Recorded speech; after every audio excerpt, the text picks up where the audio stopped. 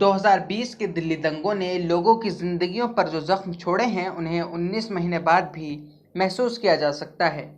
जाफराबाद के शाहिद अपने परिवार से मिलने 24 तारीख को लोनी जा रहे थे कि तभी जाफराबाद मेट्रो स्टेशन पर भगदड़ मच गई।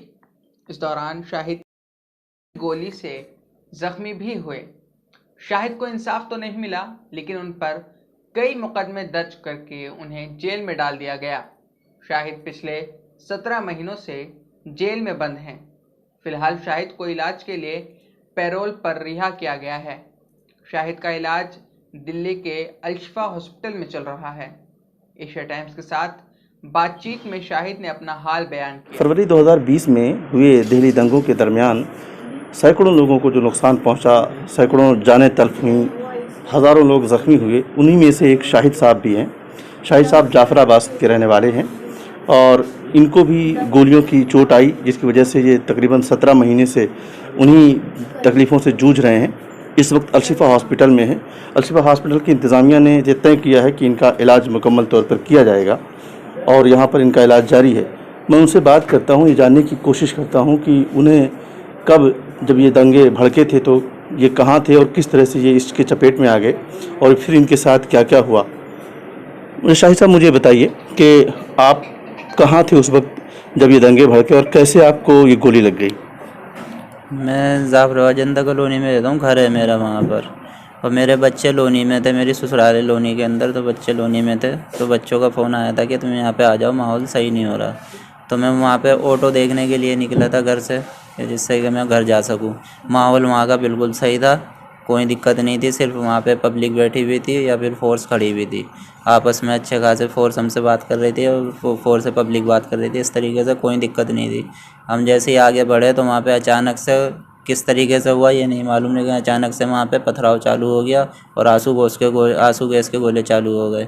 हमारे घुटने ख़राब है, हम भाग सकते नहीं। हम भीड़ को देखकर अपने आप को बचाकर एक पिलर के पीछे खड़े हो गए और हमारा मुँह सीआरपी की तरफ था। हम देख रहे थे कि मेरे गोलियाँ देखा कि लोगों के गोलियाँ लगना चालू हो रही हैं, पैरों में लग रही हैं, वहाँ लग रही है। तो हम देख रहे थे, घबरा चुके थे बहुत ज़्यादा कि गोली कहाँ से चल रही है। हम देख भी नहीं पाए थे कि इतने पीछे से हमारे गोली लग गई, जिससे कि हम नीचे वहीं पर बैठ गए। गोली लगने के बाद फिर कुछ लोग आए, उन्होंने पूछा हमसे, तो हमने कहा कि पता नहीं क्या हुआ। तो उन्होंने बताया कि तुम्हारे गोली लग गई। मैंने कहा हमारे क्यों मार दी, हम तो यहाँ पे खड़े हैं और किसने मारी है। तो उन्होंने बताया कि पीछे मेट्रो स्टेशन पे से गोली चला रहे हैं, चढ़े। मुझे बताइए कि जब आपको यह हादसा आपके पेश आया, आप प्रोफेशन के एतबार से करते क्या थे, कहाँ पर थे, किस शहर में होते थे आप? मैं अमृतसर में रहता था। अमृतसर से यहाँ पर वोट डालने के लिए आया था, लेकिन कुछ अंदरूनी खराबी की वजह से पेट वेट मेरा ख़राब था। इस चक्कर में मैं वापस नहीं जा पाया कि मैं चला जाऊँगा। और मैं वहाँ से यहाँ पे लोनी में रह रहा था। लोनी से मैं अपने घर वालों से मिलने आया था यहाँ पर जनता कॉलोनी, और बस उस दिन फिर मैं दोबारा जा रहा था वापस लोनी, जिससे भी यह हादसा हुआ मेरे साथ। पिछले 17 महीने से आप जेल में थे और अभी आपको अगस्त में पेरोल पर रिहा किया गया है। उसके बाद से आपका इलाज जारी है।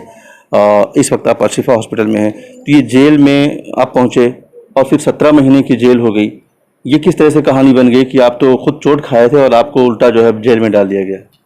हमें बस फंसाया गया है, जानबूझकर फंसाया गया है। हमें हमारा कोई रिकॉर्ड नहीं, उसके अंदर कोई हमारा सबूत कुछ नहीं। सारी बातें हमने सब कुछ सच सच बताया, फिर भी उन्होंने ये आपस में बातें कर रहे थे कि जी हमारे ऊपर प्रेशर है और जो इतने जनों को हमें पकड़ के डालना है जेल के अंदर। इस तरीके से वो बातें कर रहे थे। तो हमने उसके अंदर घबराए भी। फिर भी उन्होंने हमसे कहा कि तुम वहाँ पर मौजूद थे, इसलिए 4-5 दिन के लिए तुम्हें भेज रहे हैं और जो है तुम आ जाओगे 4-5 दिन में, क्योंकि तुम्हारे गोली लगी हुई है। हम बहुत ज़्यादा परेशान थे, हमसे चला भी नहीं जाता था। फिर भी उन्होंने हमें कैसे न कैसे करके जेल में भेज दिया। हमारी कोई बात नहीं सुनी। हम रोए भी बतेरा वो किया, मगर वो नहीं सुना उन्होंने इतना सभी हमारी बात। फैमिली में कौन कौन लोग हैं? हमारी फैमिली में हमारे 3 बच्चे हैं, छोटे बच्चे हैं। बड़ी लड़की है 12 साल की है, फिर 10 साल का लड़का है, फिर 4 साल का लड़का है, और एक हमारी अम्मी हमारे साथ रहती हैं। ये बताइए कि आपको ये जेल से जो रिहाई आपकी हुई है, ये कैसे, कब हुई? ये 14 अगस्त को हुई है, वो भी जब पैरोल दी गई है इलाज के लिए। वो भी जब दी गई है जब हम बिल्कुल बिस्तर पे लेट चुके हैं, ना खाने के रहे, ना पीने के, ना चलने फिरने के, किसी चीज़ के नहीं।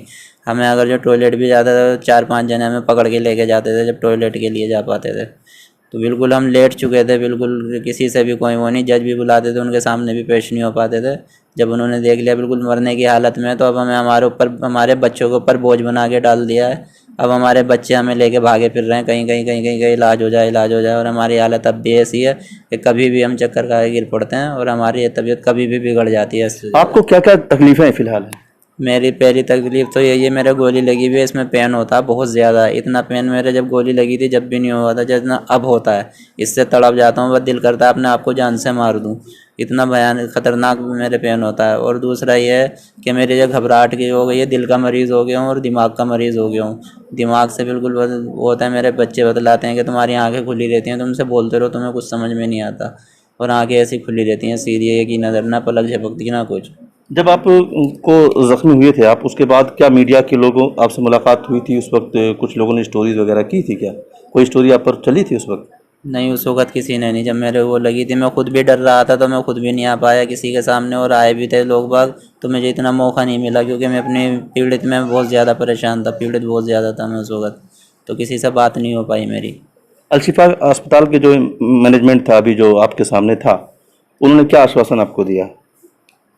पहले जब मैं आया था पहले उन्होंने मेरा इलाज किया था, अपनी तरफ से ही सारा इलाज किया उन्होंने। और जो इलाज करने के बाद में उन्होंने ये भी कहा था कि तुम्हारा 4-5 महीने बाद ये ऑपरेशन भी कर सकते हैं हम, जिससे कि तुम्हें ये गोलियां वगैरह हैं इसे निकालने की कोशिश करेंगे, लेकिन 4-5 महीने बाद, 4-5 महीने तक तुम आराम करो। जो मैं कर नहीं पाया और मुझे उठाकर जेल के अंदर डाल दिया गया, ऐसे ही बीमार को, मुझसे चला भी नहीं जाता था। यहाँ अब कब आए हैं आप?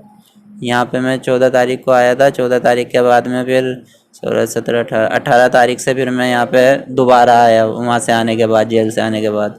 तो फिर अभी यहीं पे इलाज चल रहा है मेरा।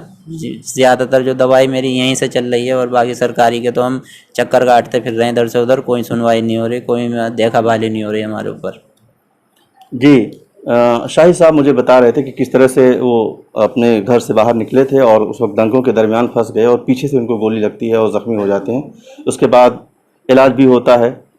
फिर बाद में पुलिस का जो एक रोल होता है कि पुलिस किस तरह से दंगाइयों को घेरती है, ढूंढती है, उसके बजाय कुछ न बेकसूरों की भी तलाश करती है। उसी में बेकसूर के हैसियत से इनको पकड़ा और उसके बाद से ये जेल में हैं और अभी पेरोल पर रिहा किए गए हैं, क्योंकि इनकी तकलीफ़ बहुत ज़्यादा जेल में बढ़ गई थी, कोर्ट में पेश हो नहीं पा रहे थे। उसके बाद से जज साहब ने इनको पेरोल पर रिहा किया है। इस वक्त अलशिफा हॉस्पिटल में इलाज चल रहा है। अलशिफा के इंतज़ामिया ने इन्हें आश्वासन दिया है कि अब आगे का जो इलाज होगा मुकम्मल तौर पर अलशिफा की तरफ से किया जाएगा।